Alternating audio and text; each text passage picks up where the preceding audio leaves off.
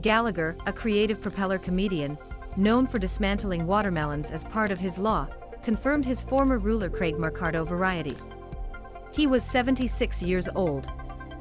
Gallagher was in a nursing home in California after having more than one heart attack in recent years.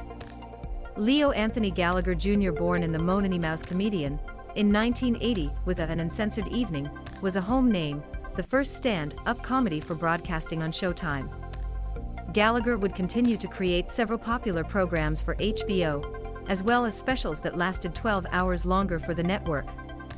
Gallagher's signature lice contained a handmade sledgehammer, which he called the Slide-O-Matic, that he would use to break down food and spray the audience.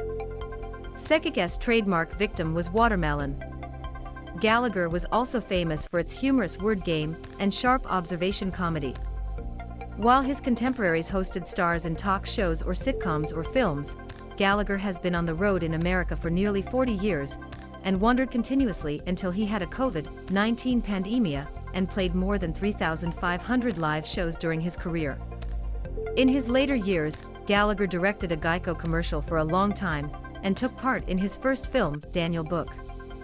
In 2019, he started a farewell tour called Last Smash. In the early 1990s, Gallagher permits his brother Ron Gallagher to make shows using the Slide-O-Matic routine to the emergency that promotional materials would clearly indicate that Ron is not Leo. A few years later, Ron began to market his movement as Gallagher or Gallagher, and in some cases he wasn't actually not the original Gallagher. Leo asked Ron to stop doing the sketch of the Sled-O-Matic, but his brother continued to routine. In 2000, Leo filed a lawsuit for his brother for trademark violations and fake advertising, and the courts decided to take a precautionary measure that prevents Ron from performing any action that mimics Leo and showing him deliberately similarity. The story continues. Related video: comedian Gilbert Gottfried dies at 67 after long illness. Gallagher was involved in another case when he filed a lawsuit for injuries in a female show named Robin Van in the early 90s.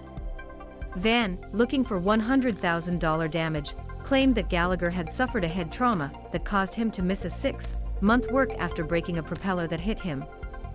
The court was once again with Gallagher.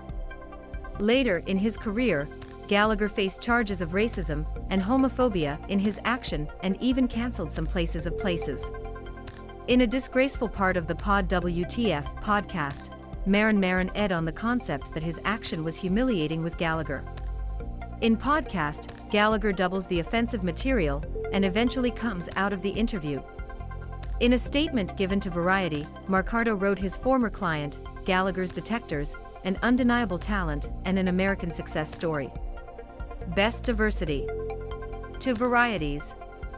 Follow us on Facebook, Twitter and Instagram for the latest news. Click here to read the entire article.